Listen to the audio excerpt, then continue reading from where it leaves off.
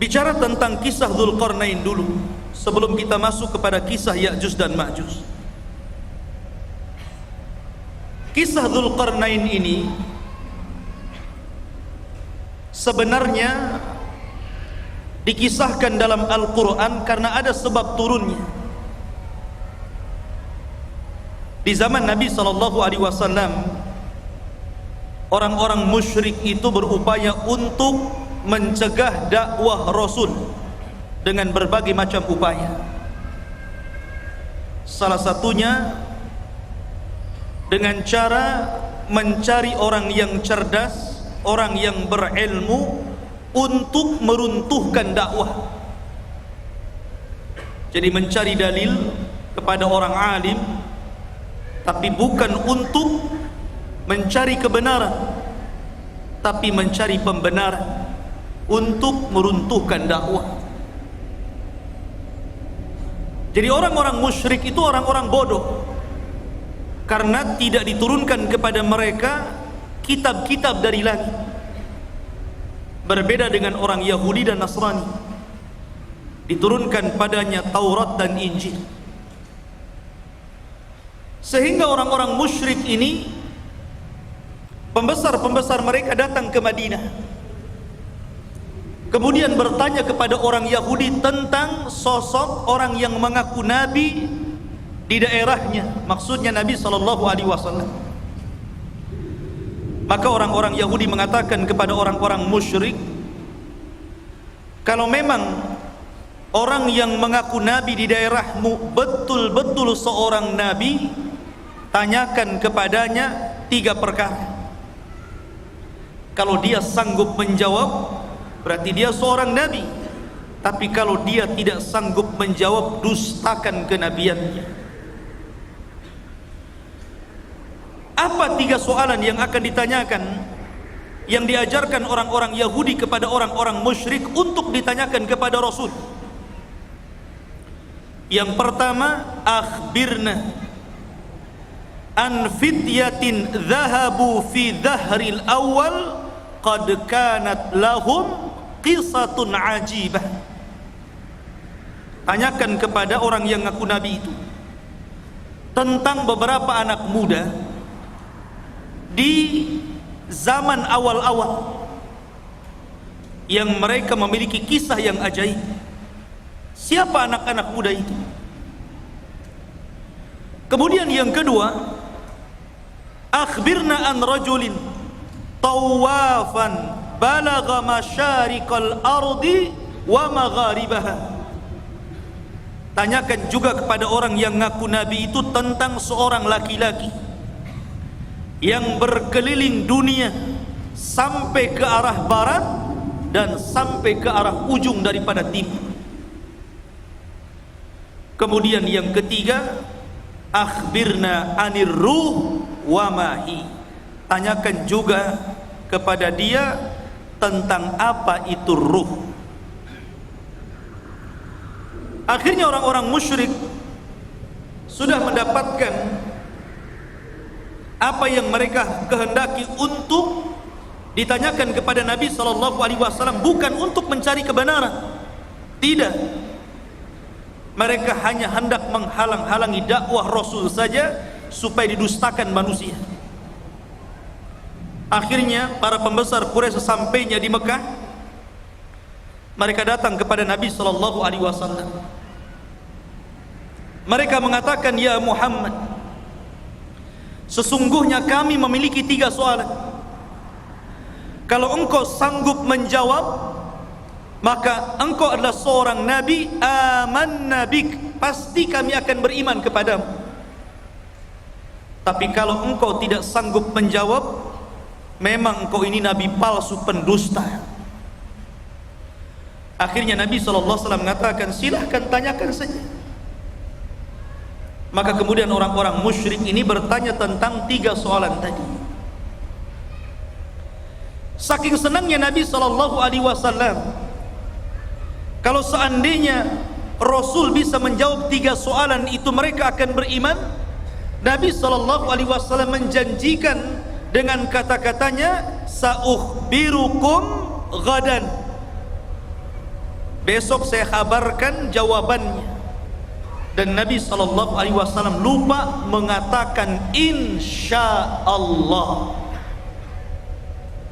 Saking senangnya Nabi SAW sampai tidak mengatakan insya Allah, hanya mengatakan baik, besok saya akan jawab pertanyaan. Rupanya gara-gara Nabi SAW tidak mengucapkan insya Allah, akhirnya Allah uji keesokan harinya tidak ada Jibril yang datang memberitahu jawabannya.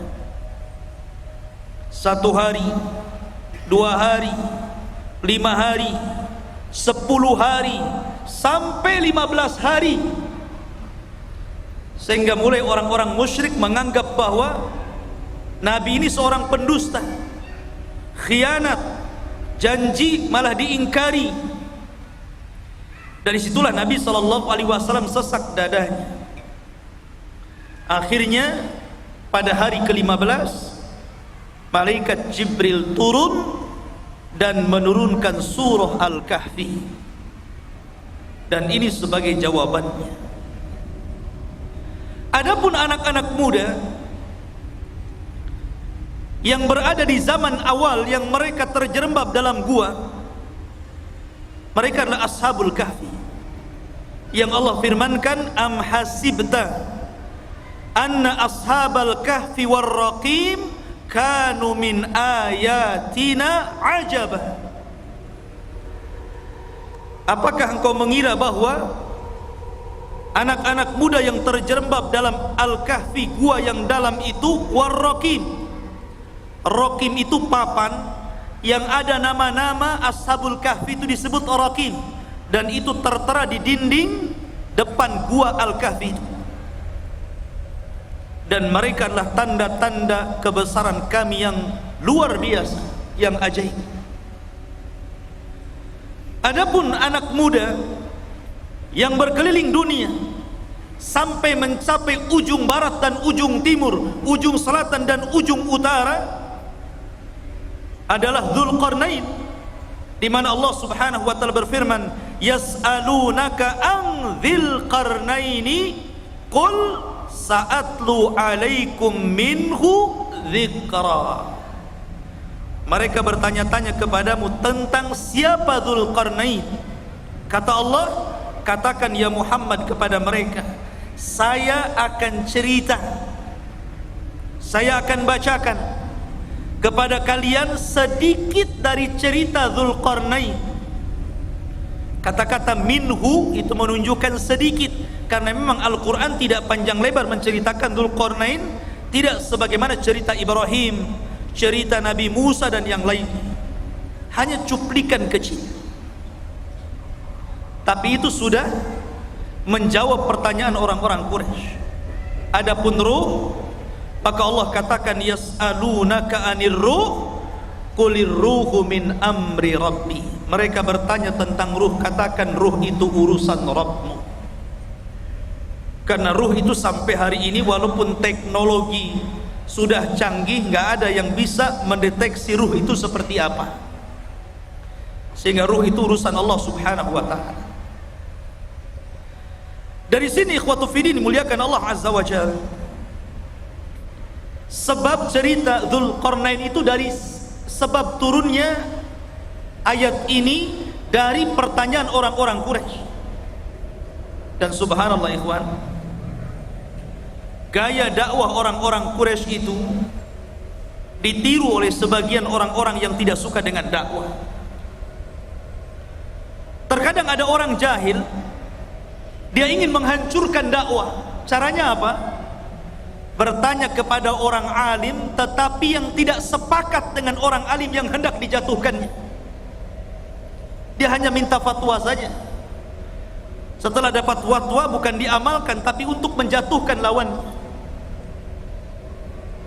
Makanya banyak orang-orang alim yang alimnya itu bukan untuk memperbaiki manusia, terkadang untuk memecah belah manusia. dan mereka adalah ulama ulama-ulama yang jelek. Ma'asyiral muslimin yang dimuliakan Allah Azza wa Jalla, cerita tentang Dzulqarnain ini menjadi khilaf para ulama, apakah dia seorang raja, apakah dia malaikat, apakah dia seorang wali. Karena memang kisah Dzulqarnain ini kisah yang unik sekali. Bahkan Al-Imam Qatadah rahimahullahu ta'ala mengatakan bahwa di dunia ini tidak ada penguasa yang mampu menguasai sebagian besar dunia kecuali hanya 4 orang saja, yang 2 mukmin dan 2 kafir. Pertama, yang mukmin adalah Raja Sulaiman. Sulaiman menguasai sebagian besar dunia. Kemudian yang kedua, Dzulqarnain. Adapun yang kafir, yang pertama adalah Namrud, dan yang kedua Bukhtun Nasr. Ada yang mengatakan Al-Iskandar Al-Maqduni, tapi yang masyhur adalah Bukhtun Nasr. Dan keduanya kafir, baik Namrud ataupun Bukhtun Nasr yang menghancurkan Palestina itu. Lah salah satunya adalah Dzulqarnain.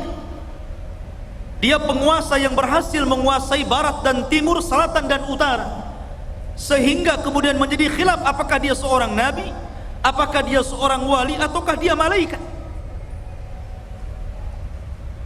Ada yang mengatakan dia adalah malaikat, tetapi pendapat ini tentu sangat jauh sekali. Ada yang mengatakan dia seorang nabi berdasarkan zahir Al-Quran, karena dia diperintah Allah untuk menyampaikan wahyu Allah. Siapa yang beriman maka akan diperbaiki, siapa yang kufur maka akan disiksa dan diazab. Dan nanti saya akan jelaskan tentang rihlah beliau.